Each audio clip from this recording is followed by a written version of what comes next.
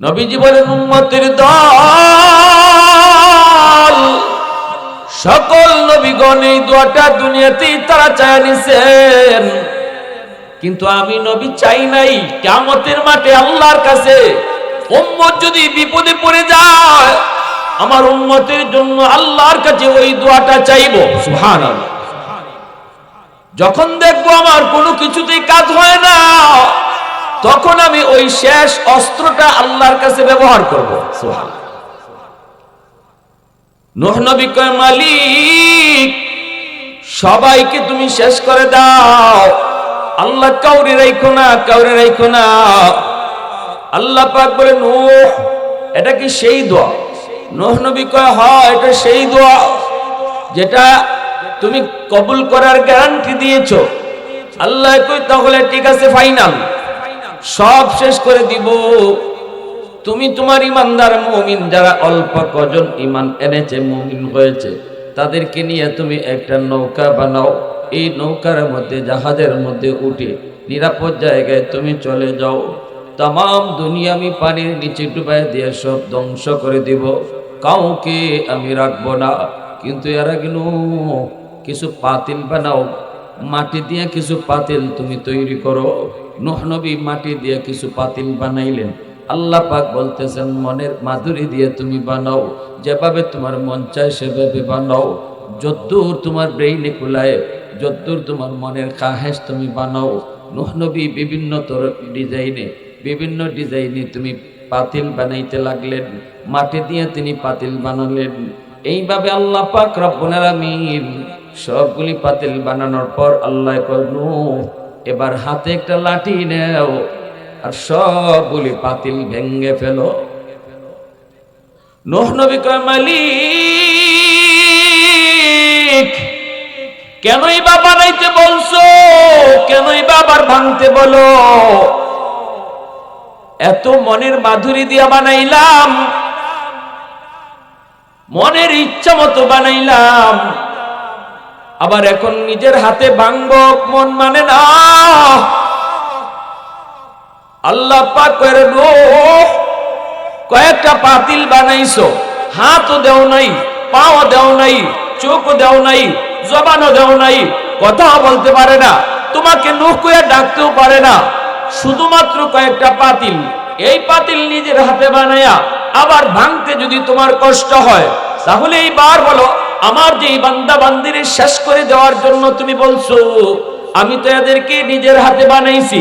শুধু বানাইছি তা না, হাত দিয়েছি শুধু তা না, পা দিয়েছি, একটা বডির আকৃতি দিয়েছি, চোখ দিয়েছি, জবান দিয়েছি। এই জবান দিয়ে আমি আল্লাহরে আল্লাহ কইয়া ডাকে, হয়তো সব সময় ডাকে না, মাঝে মাঝে হলেও তো একবার ডাকে, বলো বলো আমার যেই বান্দাগুলিরে আমি আল্লাহ এই বডির মধ্যে একটা জান দিলাম, জানটা দেওয়ায় হাঁটা থাকতে পারে, নড়তে পারে, চড়তে পারে, আমার ওই বান্দা বান্দিগুলিকে ভাঙতে বুঝি আমি আল্লাহর কষ্ট লাগে না? কি পরিমাণ মায়া, কি পরিমাণ মায়া! নূহ নবীর একজন মহিলা কয়, নবী গো, যেদিন তুফান শুরু হয়ে যাবে আপনি আমাকে ইয়াদ করে জাহাজে উঠে আপনি নিয়ে যান গো নবী।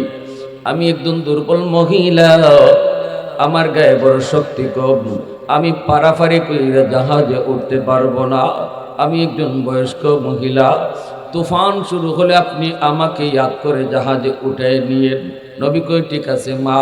এই বইলা নবী তো অনেক ঠিক আছেন বললেন ঠিকই, কিন্তু ভুলে গেলেন। যেদিন তুফান শুরু হয়ে গেল ওই দিন তিনি এই মহিলার কথা ভুলে গেলেন। বেশ কিছুদিন পর যখন তামাম দুনিয়া পানিতে ডুবলো, সব কিছু আল্লাহ মিসমার করে দিল। এরপরে যখন দুনিয়া আবার স্বাভাবিক হলো, নূহ নবীর তখন মনে পড়েছে ওই মহিলার কথা। মনে মনে ভাবতেছে, হায় রে, আমি কি ভুল করলাম, আমি তো আল্লাহর বান্দির কথা ভুলে গিয়েছি। ইনি তো আমাকে বারবার বলেছিল, নবী গো আপনি আমাকে ইয়াদ করে নিয়ে যায়েন, আমি ফারাফারি করে নৌকায় উঠতে পারবো না। হায় আমি তো ভুলে গেলাম, হায় ভুলে গেলাম। তিনি দৌড়ায় গেলেন, যা দেখেন আল্লাহর বান্দির ভাঙ্গা ঘর আগের মতোই এখনো দাঁড়ায় আছে। বড় বড় অট্টালিকার কোনো খবর নাই, সব শেষ। কিন্তু ওই বৃদ্ধা ইমানদার মুমিন মহিলাটার ভাঙ্গা ঘর আগের মতোই দাঁড়ায় আছে। আল্লাহর পয়গম্বর নূহ এইবার আল্লাহর কাছে সেজদায় পড়ে কই, মালিক তোমার কুদরত বুঝা বড় দায়, আল্লাহ বুঝি নাই। এইবার তিনি ডাক দিলেন, মা, ও মা, মা। মহিলা ঘরের ভিতর থেকে আওয়াজ দেয়া কয়, নবী গো, তুফান কি শুরু হয়ে গেছে নাকি? এইদিকে তুফান শেষ, তামাম দুনিয়া পানির নিচে ডুবলো, মহিলার খবর নাই। মহিলা কয়, নবী গো, তাহলে তুফান কি শুরু হয়ে গেছে নাকি? আল্লাহ নবী সাজদায় পড়ে আল্লাহর কাছে কান্দে আর কয়, মালিক কিছুই তো বুঝলাম না, তোমার কুদরত বোঝা বড় দায়, আল্লাহ একটু বুঝায় কও কি হয়েছে। এই মহিলার তো কোনো খবরই নেই, সে তো টেরই পাইল না এত বড় তুফান গেল, এত বড় জলোচ্ছ্বাস গেল, তামাম দুনিয়া তুমি সবকিছু মিসমার করলা, পানিতে ডুবায় সব শেষ করে দিলা, অথচ তোমার বান্দি খবরই পাইল না। আমারে আরো জিজ্ঞেস করে তুফান কি শুরু হয়ে গেছে নাকি? মালিক একটু কও, একটু বুঝায় দাও, আমি তো বুঝি না। আল্লাহ তখন কয়ে, রে নূহ, আমার বান্দি এত করে তোমারে কইছিল, ইয়াদ কইরা নিয়া যাইতাম, ভুলে গেছো, ভুলে গেছো। তোমরা নবী হইয়া উম্মত বলতে পারো, কিন্তু আমি আল্লাহ হইয়া বান্দা বান্দি ভুলতে পারি না। তুমি ভুললো, আমি আল্লাহ ভুলি নাই। আমার বান্দিটা এত করে তোমারে বুঝায় বলছিল, তুমি ইয়াদ করে নিয়ে যাইতা, কিন্তু ভুলে গেছো। আমি আল্লাহ বলতে পারি নাই, আমি বলতে পারি নাই, কারণ আমি তো খালিক, আমি তো আদর করে বানাইছি, আমি তো বড় আদর করে বানাইছি, এজন্য এই মানুষকে আমি আল্লাহ বলতে পারি না। প্রশংসা করব কার? আরেকটু জোরে বলেন কার?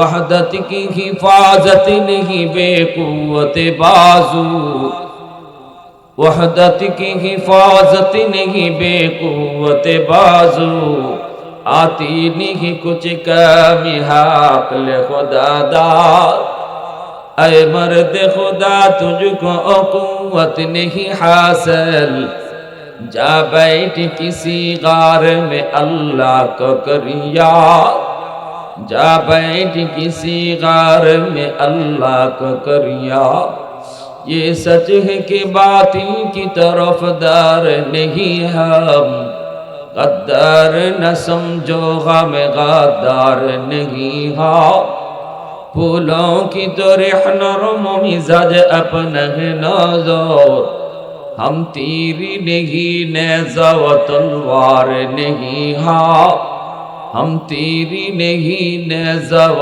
तलवार नहीं हाँ। मुसलमाনের आवाज़े को अल्लाहु अकबर। अल्लाह पाक रब्बुल आलामीन कय हादिसे कुदसी, अल्लाह कय जादोनी अला कुल्ली यौमिन ওয়াল আরদা ইয়াস্তাজিলু রাব্বাহু, প্রতিদিন জমিন আমি আল্লাহর কাছে আবদার করে, আল্লাহ অনুমতি দাও, বেনামাজি আমি জমিনের উপর দিয়ে আর কত চলবে, এই যে সুদখোর আর কত আমি জমিনের উপর দিয়ে হাঁটবে, নেশাখোর আমি জমিনের উপর দিয়ে আর কত চলবে, আসবিরু ইলা মাতা আসবিরু, আমি জমিন কত ধৈর্য ধরব, আর কত ধৈর্য ধরব, আবতালু ইবনা আদম ফি কারি, আল্লাহ তুমি যদি অনুমতি দাও ওই বেনামাজিকে আমি জমিন গিলে ফেলবো, সুদখোরকে আমি জমিন গিলে ফেলবো, ঘুষখোরকে আমি জমিন গিলে ফেলবো, ওই যে দেখো না বেপরদায় চলে তারে আমি জমিন গিলে ফেলবো, আল্লাহ নেশাখোরকে আমি জমিন গিলে ফেলবো, জিন্দা তারে দাফন করে ফেলবো, আমি জমিনের উপর দিয়া বেনামাজির পায়ের বোঝা আর কত আমি জমিন সহ্য করব, তার পায়ের লোড আর কত নিব গো মালিক, ও মালিক কও না, ধৈর্য ধরবো তো আর কত কাল, কত কাল।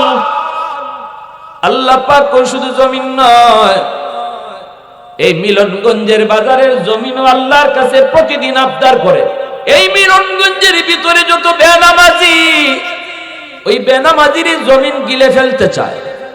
সুদকুর বাজারে যারা আছে এই সুদকুরকে জমিন গিলে ফেলতে চায়। জমিন কই মালিক আর তারে হাঁটার সুযোগ দিব না, অনুমতি দাও, সুদকুরকে আমি জমিন গিলে ফেলি। আল্লাহ কয় শুধু জমিন নয়, ওয়াল বাহরা ইস্তাজিলু রাব্বাহু, সাগর মহাসাগরগুলি আবদার করে, আল্লাহ আমি কক্সবাজার সমুদ্র সৈকতের পারে কত নাফরমানি করলো, কত গুনাহগার গুনার আয়োজন করে গো আল্লাহ, আমি সাগরের পানি চায় চায় শুধু তাদের নাফরমানি দেখি। আমি সাগরের পারে আইসা কত যুবক কত যুবতী অন্যায় করে গুনাহ করে, আমি সাগরকে একটু ডরায় না। আমি যেমন শান্ত তেমন অশান্ত, আমি যতটা শান্ত ততটা অশান্ত। চাইলে আমি জমিন পানির নিচে ডুবাই দিতে পারি যদি তোমার ইশারা পাই, যদি তোমার অনুমতি পাই। কিন্তু দেখো বেঈমান আমারে ডরায় না, দেখো না নাফরমান আমাকে ভয় পায় না। আল্লাহ তুমি যদি অনুমতি দাও ওই নাফরমান গুলারে আমি পানি দিয়ে ডুবাই দেব। যেই জমিনটারে ওরা নাপাক বানাইছে এই নাপাক জমিনটারে আমি পাক বানায় দেব। আল্লাহ পাক রব্বুল আলামিন তখনই জমিনরে ধমক দেয়, সাগর মহাসাগরে আল্লাহ ধমক দিয়ে কই জমিন থাম থাম। আল্লাহ কয়ে জমিন ভালো করে শুন, আমি আল্লাহ দেখতেছি এই জমিনের ভিতরে কত গুনাহ হয়, কত অন্যায় হয়, কত অত্যাচার হয়, কত জুলুম হয়, আমি আল্লাহ দেখতেছি কত নাফরমানি হয়। এরপরও আমি কেন নগদ ধরি না জানোনি? কারণ এই মানুষকে আমি আল্লাহ বড় আদর করে বানাইছি। আসমান আল্লাহ বানাইছেন কুন ফায়াকুন বইলা, জমিন আল্লাহ বানাইছেন কুন ফায়াকুন বইলা, ফেরেশতা আল্লাহ বানাইছেন কুন ফায়াকুন বইলা। কিন্তু আমারে আপনারে আল্লাহ পাক কুন ফায়াকুন বইলা বানায় নাই। আমারে আপনারে যখন আল্লাহ বানাইছে আল্লাহ বলে খালাকতু বিয়াদাইয়া, এ জমিন এই মানুষকে আমি নিজের হাত দিয়ে বানাইছি। কারণ এই চেহারার মধ্যে এত দামি কপাল, এই কপাল দিয়ে বান্দা আমি আল্লাহর কুদরতি কদমে সেজদা দিবে। কপালটা আমি বানাইছি আমার সেজদার জন্য। এই কপাল ফেরেশতাদের হাতে বানাইলে হয় না, এই কপাল আদেশ দিয়ে বানাইলে হয় না, এই কপালটা আমি আল্লাহ নিজের হাত দিয়ে বানাইছি। এজন্য আল্লাহ পাক করে জমিন শুন শুন, আমার আর আমার বান্দা বান্দির মাঝখানে তোমরা কেউ নাক গলাবা না। আমি অপেক্ষায় আছি। 60 বছর 70 বছর যাবত আমার বান্দা গুনাহ করে, কোথায় কখন কোন সময় জানি ওয়াজ মাহফিলে যাব দিলটা নরম হয়ে যায়। আমার কোন একজন নায়েবে নবীর কথায় যদি তার দিলটা নরম হয়, চোখের পানিটা ফালায় কয় আল্লাহ মাফ করো, ভুল করেছি আর জীবনে ভুল করব না। আমি 60 বছরের গুনাহ মুহূর্তের ভিতরে মাফ করে দিব। ইল্লা মান তাবা ওয়া আমানা ওয়া আমিলা আমালান সালিহা ফাউলাইকা ইউবাদদিলুল্লাহু সাইয়্যাতিহিম হাসানাত ওয়া কানাল্লাহু গফুরার রহিমা। আল্লাহ পাক কয় শুধু তার তওবার কারণে তার গুনাহগুলোকে আমি মাফ করব তা না, বরং তার গুনাহগুলোকে আমি আল্লাহর নেকি দ্বারা পাল্টায় দিব। তার গুনাহ যদি পাহাড় পরিমাণ হয়, তওবার দ্বারা আমি তার গুনাহকে পাহাড় পরিমাণ নেকি বানায় দিব। গুনাহ যদি সাগর পরিমাণ হয়, আল্লাহু আকবার জোরে বল, গুনাহ যদি সাগর পরিমাণ হয়, আমার বান্দার তওবার কারণে সাগর পরিমাণ গুনাহকে আমি সাগর পরিমাণ নেকি বানায় দিব। আল্লাহু আকবার জোরে কও, মুসলমানের আওয়াজে কও আল্লাহু আকবার। হয় নাই আরো জোরে আল্লাহু আকবার। এজন্য আল্লাহ পাক রব্বুল আলামিন জমিনে ধমক দেয়, সাগর মহাসাগরকে ধমক দেয়। আল্লাহ পাক রব্বুল আলামিন কই জানোনি? জমিনে যতদিন 4 দল থাকবে আমি জমিন টিকায় রাখবো। এই জমিনের ভিতরে 1 নাম্বার দল, যাদের উসিলায় আমি জমিন টিকায় রাখছি, লাউলা মাশাইকু রুক্কা ওয়াশ শাবাবু খুশা ওয়াল আতফালু রুদ্দা ওয়াল আনআমু রুদ্দা লাজআলতুস সামাআ হাদিদা ওয়াল আরদা খাফসাফা ওয়াত তুরাবা রামাদা ওয়ামা আনজালতু মিনাস সামাই কাতরা ওয়ামা আমবাততু মিনাল আরদি নাবাতা বাল আনজালতু আলাইকুমুল আযাবা সাব্বা।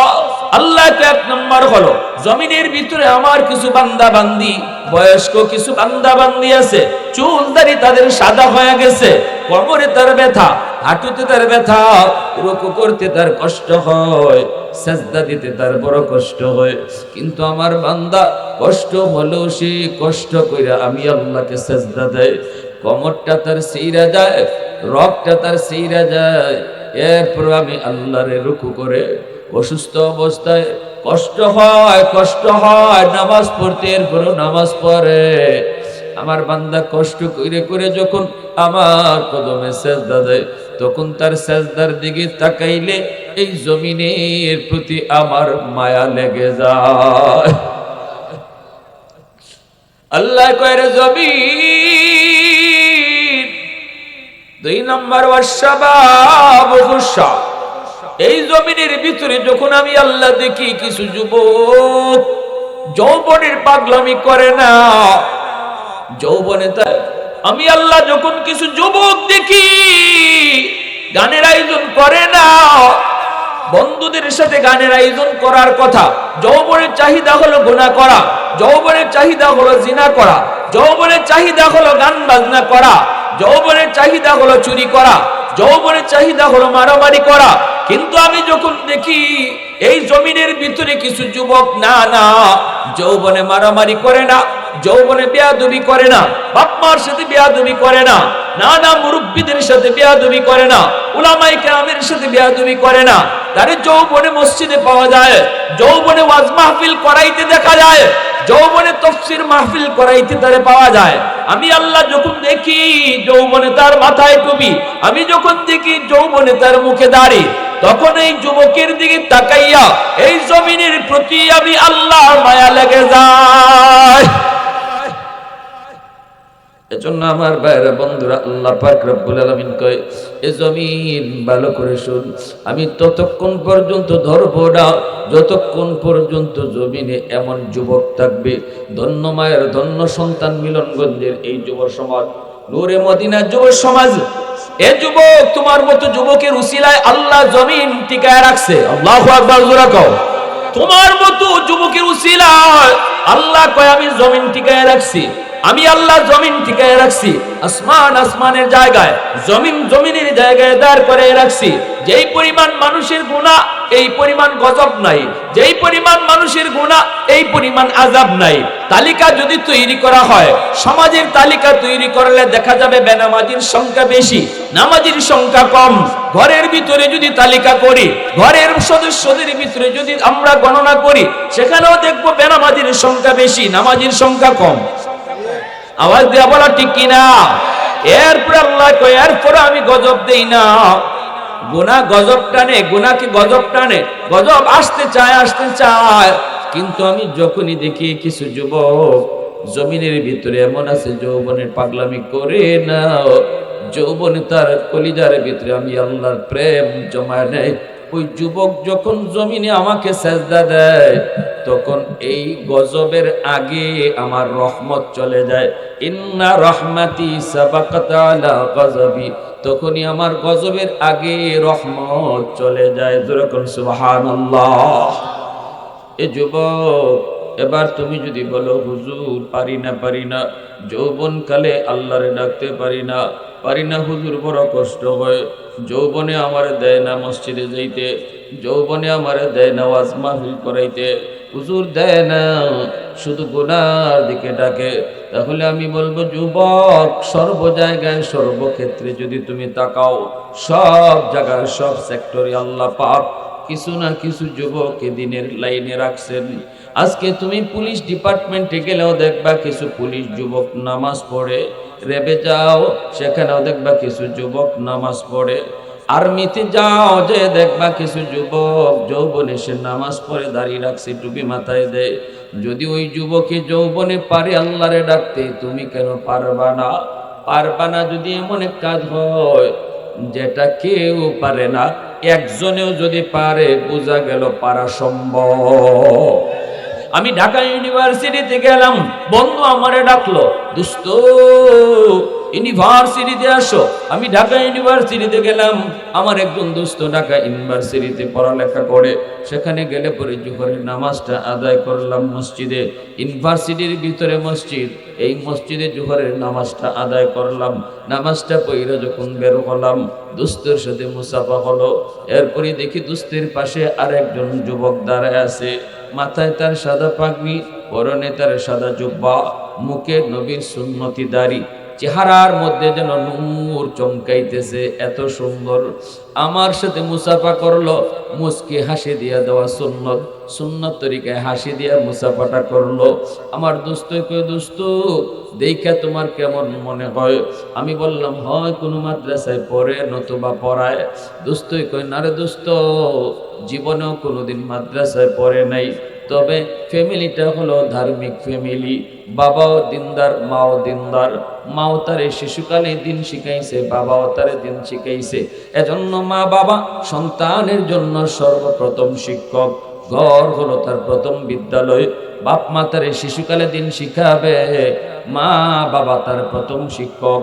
এজন্য কলেমা মা শিখাবে, নামাজ বাবাই শিখাবে, এমনি ভাবে খাওয়ানোর দোয়া বাপ্পাই শিখাইবে, ঘুমের দোয়া মা বাবা শিখাইবে। ঠিক কিনা জোরে কও? খাওয়ানোর দোয়াটা বাপ মাই শিখাও, ঘুমের দোয়াটা বাপ মাই শিখাও, কালেমা বাপ মাই শিখাও। বাপ মার কাছ থেকে শিশু সন্তান কি আশা করে? এগুলো আশা করে। সালাম কালামটা বাপ মা সন্তানকে শিখাও। মুরব্বি দেখলে সালাম দিতে হয়, এটা কেমনে দিতে হয়? আগে বাবা সন্তানরে সালাম দাও, সন্তানরে সালাম দিয়া শিখাও। বাবা ঢুকো, ঘরের ভিতরে ঢুকো, আসসালামু আলাইকুম ওয়া রাহমাতুল্লাহ কইয়া তুমি ঘরে ঢুকো, তোমার শিশু বাচ্চারা সালাম শিখবে। ঠিক কি না? এটা বাপ মার দায়িত্ব, বাপ মার দায়িত্ব, এটা সন্তানের পাওনা, বাপ মার কাছে সন্তানের পাওনা। শিশুকালে আমার একটা ঘটনা মনে আছে। আমার আব্বার পাশে আব্বার একজন বন্ধু আসছেন আমাদের বাড়িতে, আমাদের ঘরে। তো আমি বাচ্চা তখন আব্বার কাছে গেছি, সালাম দেই নেই। আব্বা বলতেছে, বাবা একজন মেহমান এখানে বসা, তাও তোমার আব্বুর বন্ধু, সালাম দিলা না? তা আমি বলতেছি, আসসালামু আলাইকুম ওয়া রাহমাতুল্লাহ। তখন আব্বা বলতেছে, না তোমার এই সালাম আমি নেব না, তুমি রুম থেকে বের হও, আবার রুমে ঢুকো, সালাম দিয়ে ঢুকো। তখন আব্বার বন্ধু যিনি আমার আঙ্কেল, ইনি কইতেছে, ভাই বাদ দেন, শিশু বাচ্চা, ছোট বাচ্চা বুঝে না, সালাম তো দিছেই, বাদ দিয়া দেন, হ্যাঁ তো সালাম দিছে। আব্বা বলতেছে যে না, এখন যদি সালামটা আমি নেই তাহলে এটা সারা জীবন মনে থাকবে না, আর যদি তার রুম থেকে বাইর করে আবার সালাম দেওয়ায় ঢুকাই, সারা জীবন ইয়াদ থাকবে। বাবা হওয়া সহজ, আদর্শ বাবা হওয়া কঠিন। ঠিক কিনা? ওই দিন যে আব্বা আমার রুম থেকে বাইর করছিলেন, সালাম দিয়া ঢুকাইছিলেন, যার কারণে আজ 35 বছর পরেও এই ঘটনা আমার মনে আছে। কিরে ভাই, আজকে মা ঘুমের সময় যে বাচ্চাটারে ঘুমের দোয়া শিখাইবার কথা, যেই বাবা ঘুমের সময় বাচ্চাটারে দোয়া শিখাইবার কথা, কালেমা শিখাইবার কথা, সূরা ফাতিহা শিখাইবার কথা, সূরা ইখলাস শিখাইবার কথা, এই টাইমে আমি মা, আমি বাবা মোবাইল টিপে ঘুমাইতেছি। ঠিক না? সন্তানের ভবিষ্যৎ অন্ধকার করতেছি আমি মা, আমি বাবা। আমি বাপ মার ভুল সিদ্ধান্তের কারণে, বাপ মার নিজের রং চলার কারণে আমার সন্তানের ভবিষ্যৎ অন্ধকার হচ্ছে। আর এর জন্য দায়ী আমি বাপ মা। এজন্য কিয়ামতের মাঠে সন্তান বাপ মার বিরুদ্ধে আল্লাহর আদালতে মামলা দিবে, সন্তান মামলা দিবে। রব্বানা আতিহিম দিফাইনি মিনাল আযাব ওয়ালআনহুম লানান কাবীরা।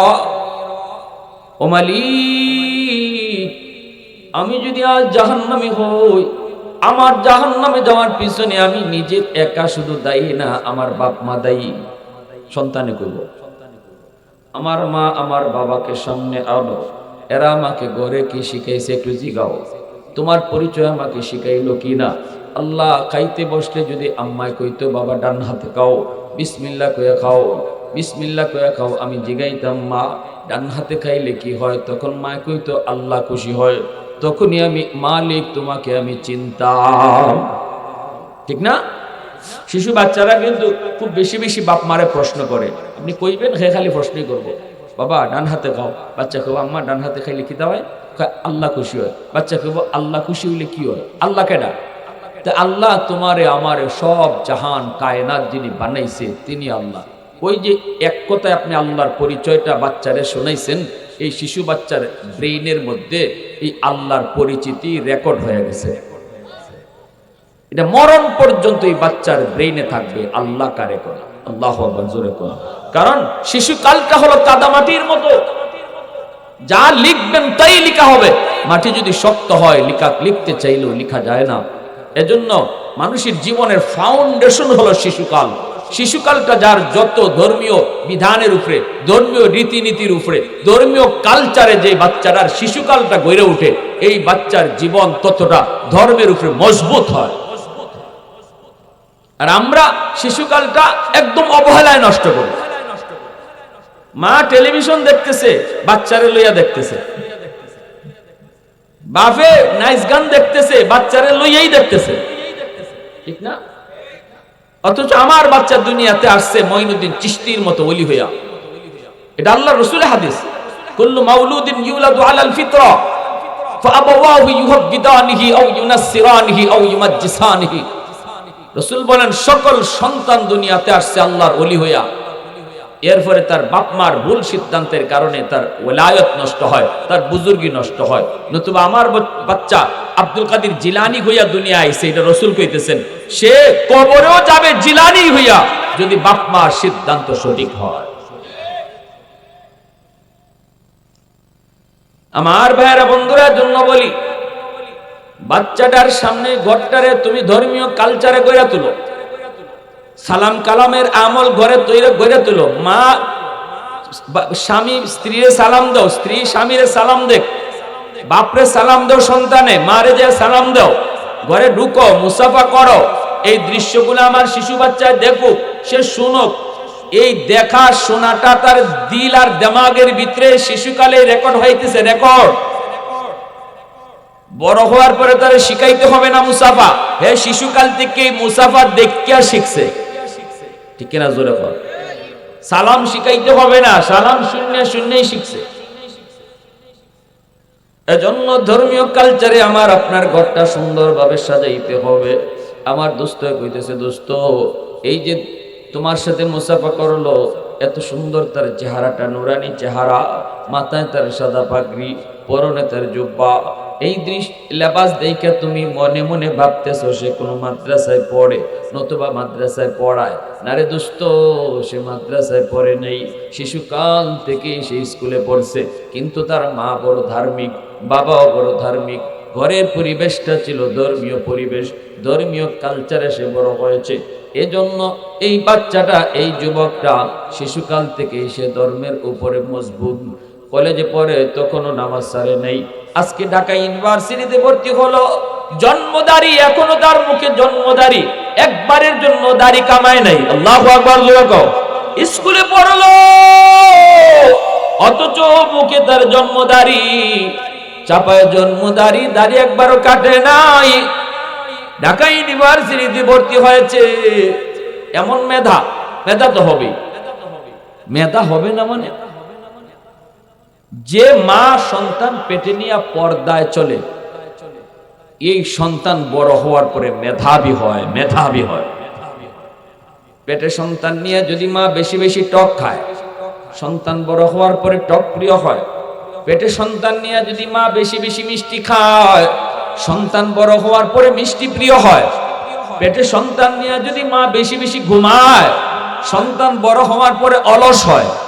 পেটে সন্তান নিয়ে যদি মা টুকটাক কামকাজ করে, এই সন্তান বড় হওয়ার পরে কর্মঠ হয়। পেটে সন্তান নিয়ে যদি মা বেশি বেশি গান শুনে, সন্তান বড় হওয়ার পরে গায়ক হয়। পেটে সন্তান নিয়ে যদি মা বেশি বেশি কোরআন পড়ে, এই সন্তান অল্প দিনে হাফেজে কোরআন হয়। এজন্য মা বড় দিনদার, পর্দার ভিতরে থাকে মা। ও যুবক, ওই মা পর্দার ভিতরে সন্তানকে নিয়ে রাখছে, নিজেও পর্দার ভিতরে চলছে, যার কারণে মেধা তার ভালো। আমার দোস্ত কয় ঢাকা ইউনিভার্সিটিতে যখন ভর্তি পরীক্ষায় সে দিয়েছে, এই ভর্তি পরীক্ষায় সবার চেয়ে বেশি নাম্বার পাইছে, এজন্য তার ইংলিশে অনার্স দেওয়া হয়েছে। ঢাকা ইউনিভার্সিটিতে ইংলিশে অনার্স সবাই পায় না, সর্বোচ্চ নাম্বার যারা পায় তাদেরকে ইংলিশে অনার্স বিভাগ দেওয়া হয়। সে ইংলিশে অনার্সে ভর্তি হয়েছে এবং ইংলিশে অনার্সে ভর্তি হয়ে শেষ না, অনার্সেও সে ফার্স্ট ক্লাস ফার্স্ট হয়েছে। ঢাকা ইউনিভার্সিটিতে সেই হলো সর্বোচ্চ ব্রিলিয়ান্ট স্টুডেন্ট, এর চেয়ে মেধাবী কোনো ছাত্র নাই। সমস্ত টিচাররা তারে চিনে, সমস্ত ছাত্র ছাত্রীরা তারে চিনে। আমি তখন বুকের সাথে বুক মিলায়া কপালে একটা চুমা দিয়ে বলছিলাম, বাইরে একটু কও না, এই ঢাকা ইউনিভার্সিটির মতো পরিবেশে আমার নবীর সুন্নতি লেবাস লইয়া তুমি চলতেছো, তোমার কি অসুবিধা হয় না? যেখানে মেয়েরা বেপরদায় চলে, যেখানে ছেলে মেয়েরা ওপেন চলে, যেখানে ছেলে মেয়েদের ওপেন চলাফেরা, একসাথে বসে আড্ডা করে, ওই পরিবেশে তুমি আমার নবীর সুন্নতি লেবাস, এই লেবাস নিয়ে তুমি কেমনে চলো? যুবকটা চোখের পানি ছেড়ে কয়, হুজুর একটু দোয়া করবেন। আলহামদুলিল্লাহ, আমাকে আমার উস্তাদরা বড় মায়া করেন, আমার সাথী সঙ্গী সবাই আমাকে বড় শ্রদ্ধা করে, মায়া করে।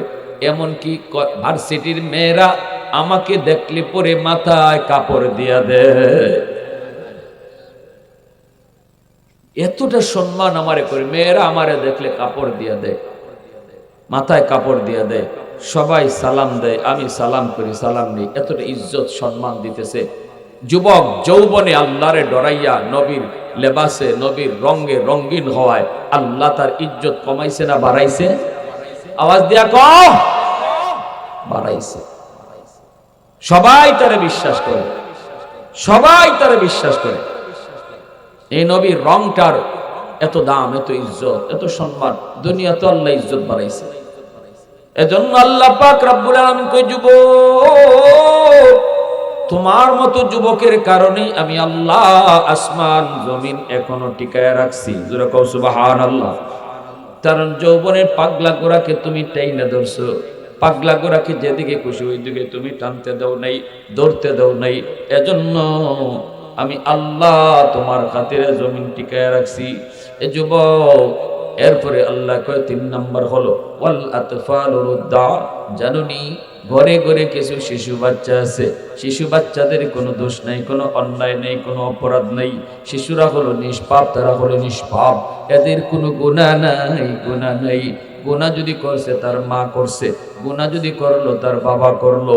এই বাপ মার গুনার কারণে জমিনে যখন গজব আসতে চায়, গজব, এই শিশু বাচ্চাটার উসিলায় আমি আল্লাহ গজব থেকে জমিনকে বাঁচায় রাখি। কারণ শিশু বাচ্চাগুলির কোনো অপরাধ নাই, ঠিক না? এ যুবক, এজন্য বলি বাচ্চাগুলারে মাইরো না, শিশুদেরকে অযথা কষ্ট দিও না।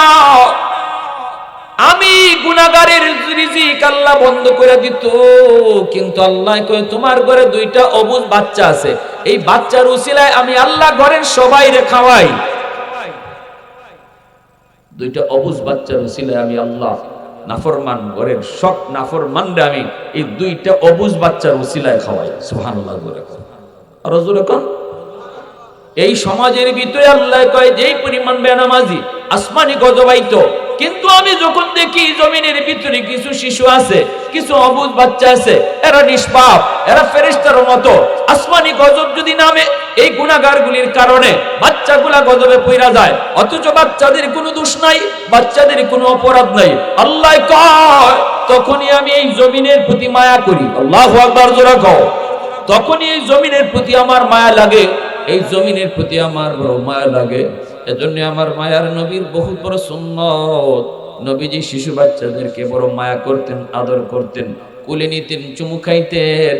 নবীজি সাজদায় গেলে পড়ে অবুঝ বাচ্চা শিশু যদি নবীর কাঁধে উইটা ঘোড়া দৌড়াইতো, তবুও নবীজি রাগ করতেন না। হাসান হুসেন নবীজি কাঁধে উঠে ঘোড়া দৌড়াইছেন না, ঘোড়া দৌড়াইছে, এরপরে নবী রাগ করতেন না। খালি হাসান হুসাইন না, আরো মদিনার শিশুরা যদি রসুল নামাজে থাকতে ডিস্টার্ব করতো, আল্লাহ রসুল রাগ করতেন না। সুবহানাল্লাহ। কারণ এরা ফেরেশতা। ফেরেশতা অহেতুক বাচ্চাদেরকে মারবেন না, হাত তুলবেন না। সাবধান, তোমার মতো আমার মতো নাফরমান আর গুনাহগার রে আল্লাহ বহু আগেই খতম করে দিত। যারে মারতেছো এই বাচ্চার উসিলায় আল্লাহ তোমারে বাঁচায় রাখছে।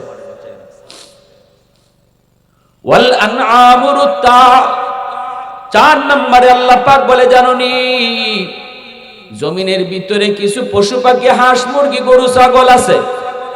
এই পশু পাখি হাঁস মুরগি গরু ছাগল এদের উপরে নামাজ ফরজ করি নাই, রোজা ফরজ করি নাই। মানুষের গুনার কারণে জমিনে গজব আসতে চায়, কিন্তু হাঁস মুরগি গরু ছাগল এরা তো কোনো গুনাহ করে নেই, এদের তো কোনো অপরাধ নেই, অপরাধ নেই। যখনই আমি আল্লাহ দেখি এই গজবের ভিতরে হাঁস মুরগি গরু ছাগল পশু পাখিগুলো পইরা যায়, তখনই জমিনের প্রতি আমার মায়া লাগে।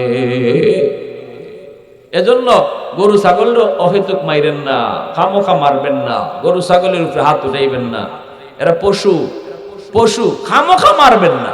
যদ্দূর না পারা যায় মাইরা সামলাইতে মারবেন না। কারণ আল্লাহ হাদিসে কুদসিতে আল্লাহ নিজে কয়, তোমার মতো নাফরমান বহু আগেই আমি আল্লাহ তোমার রিজিক বন্ধ করে দিতাম, তোমার চলার ক্ষমতা বন্ধ করে দিতাম। আসমানি গজব আইতো, তোমার গুনার কারণে গজব আইতো চাই ধেয়ে আইতো পারে না ওই গরুটার কারণে। সুবহানাল্লাহ। তোমার গুনার কারণে গজব ধেয়ে আসতে চায়, আসে না ওই ছাগলটার কারণে, যে ছাগলটারে মারছো খামোখা। কষ্ট হইতেছে আপনাদের কি ভাই? কষ্ট হইতেছে? হাকিমুল উম্মত মুজাদ্দিদ মিল্লাত মাওলানা আশরাফ আলী থানভী রহমাতুল্লাহি আলাইহি এত বড় হুজুর, এত বড় আল্লাহ ওয়ালা, কিতাব লিখতেন, চিন্তা করে কিতাব লিখতেন না। কলম চলতো কারেন্টের মতো, এমন ভাবে কলম চলতো, ব্রেইনে আল্লাহ ঢাইলা দিতেন। মনে হইতেছে একটা কালেকশন উপর থেকে শুরু হয়েছে, কানেকশন হয়েছে, আর ওনার কলম অটো চলতেছে। নইলে একজন মানুষের পক্ষে জীবনে এত কিতাব লেখা সম্ভব না। চিন্তা করে করে যদি লিখতে হইতো, কোনো চিন্তা নাই, উনি কলম ধরতেন আর কলম চলতো। এই হাকিমুল উম্মত মুজাদ্দিদ মিল্লাত মাওলানা আশরাফ আলী থানভী রাহমাতুল্লাহি আলাইহি এনার বিবি সাহেব যাইতেছেন বাপের বাড়িতে বেড়াইতে, আর বলতেছেন, স্বামী গো আমার মুরগি আর মুরগির বাচ্চারে টাইম মতো চাইরো। ফজরের পরে উনি নামাজ পড়ে কিতাব লিখতে বসছেন, এদিকে মুরগি মুরগির বাচ্চা ছাড়বার টাইম হয়ে গেছে, খবর নাই। মুরগিও চিল্লায়, বাচ্চাও চিল্লায়। হঠাৎ করে ওনার কলম বন্ধ হয়ে গেছে, এখন আর লেখা আসে না। থানভী রহমতুল্লাহ আলাইহি চিন্তায় পড়ছেন, ঘটনাটা কি, লেখা আসে না কেন? বড় পেরেশান, হায় আমার দ্বারা কোনো গুনাহ হয়েছে কিনা, কি ভুল জানি করলাম। সাথে সাথে মনে পড়ছে, হায় রে ওই যে মুরগির আওয়াজ শোনা যায়। দৌড়ে গেছেন ঘরে গিয়ে, যে খাঁচার মধ্যে মুরগি আছিল এই খাঁচাটা খুললে দিছেন, মুরগি বাচ্চাগুলা নিয়ে বাইরেছে। এরপরে তিনি আবার আইয়া ওযু করে লেখাত বইছেন, অটো কলম চলা শুরু হয়ে গেছে।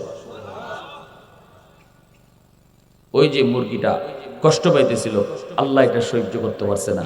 আল্লাহ কয়, দায়িত্ব আছিল তোমার, এটা আমি এর খালিক আর মালিক আমি আল্লাহ, মুরগিটারও আমি বানাইছি। বিবি সাহেব দায়িত্ব দিয়া গেছে, একটা হায়ওয়ান তুমি আটকায় রাখছো, কষ্ট দিতেছো, এজন্য আমার তরফ থেকে যে নিয়ামত তোমার মাথায় আমি দিতেছিলাম, এই নিয়ামত বন্ধ হয়ে গেছে। আবার যখন এটা পূরণ করছেন, তখন আল্লাহর পক্ষ থেকে নিয়ামত আবার জারি হয়েছে। সুবহানাল্লাহ।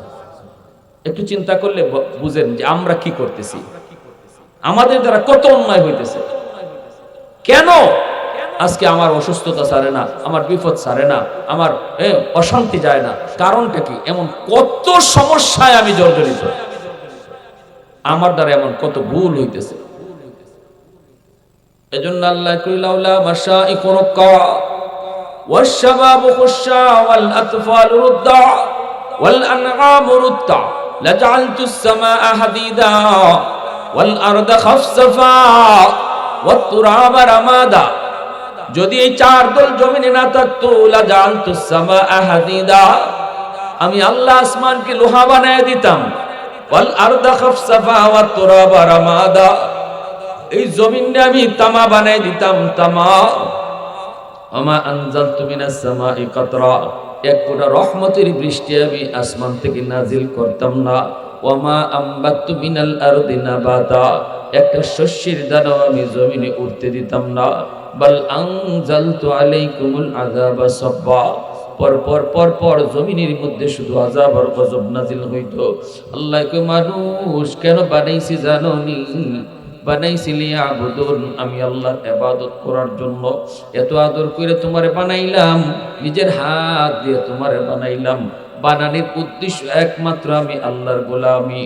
উদ্দেশ্য আমি আল্লাহকে চিনা, আগে আমারে চিনো। লিয়াবুদুন আই লিয়ারিফুন।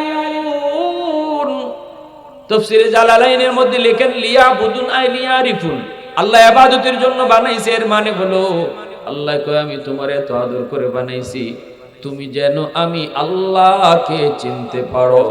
কেমনে আল্লাহরে চিনা যায়? আল্লাহর ইবাদত করলে আল্লাহকে চিনা যায়, ঠিক না? আল্লাহরে চিনলে মানাটা সহজ। যে যারে চিনে সে তারে মানে। আপনি বইছেন গাড়ির মধ্যে, পাশের সিটের মধ্যে ওসি সাহেব বয়া, আপনি তো মনে করছেন আপনার সাথের প্যাসেঞ্জার, আপনার খবর আছে, আপনি ফাউনা চাইতেছেন, আপনা চাইতেছেন, খবর নাই আপনার। একজন আইসে কানে কানে কইছে ইবা যে ফাউলা রাইতেছো দারো যে বয়া চিনো কেডা? কেডা? ওসি। এখন আর ফাউল লড়বো নি আপনি? জোরে মাতো ফাউল লড়বো। আর এখন এতক্ষণ চিনো না এজন্য লড়াইছো, এখন চিনছো সাথে সাথে শিরা ঠান্ডা, ঠিক কিনা? এজন্য আল্লাহ আগে আমারে চিনো, বানাইছি তোমারে চিনবার লাগে। ফেসেলে গেছে এয়ারপোর্ট, আমারে যদি চিনো তখন আমারে মানাটা সহজ হইব। আল্লাহ কয় তখন নামাজ পড়াটা সহজ হইব। আগে আমারে চিনো। ফুট গেছে বাপরে আনতো এয়ারপোর্ট, বাপ লাজ্জা দিন ধরে আয় না বিদেশ থেকে। তাহলে আল্লাহ আমাদেরকে বানাইছে কেন লাগে? আল্লাহর গোলামির লাগে। মনে থাকবো না ইনশাআল্লাহ? কার জন্য, কের জন্য বানাইছে আল্লাহ? 5 ওয়াক্ত নামাজ ঠিক মতো পড়তাম, আল্লাহরে মাইন্না চলতাম। কারা কারা রাজি আছে একটু হাত উঠে আল্লাহকে দেখা। আল্লাহ তুমি কবুল করো, সবাই বলি আমিন।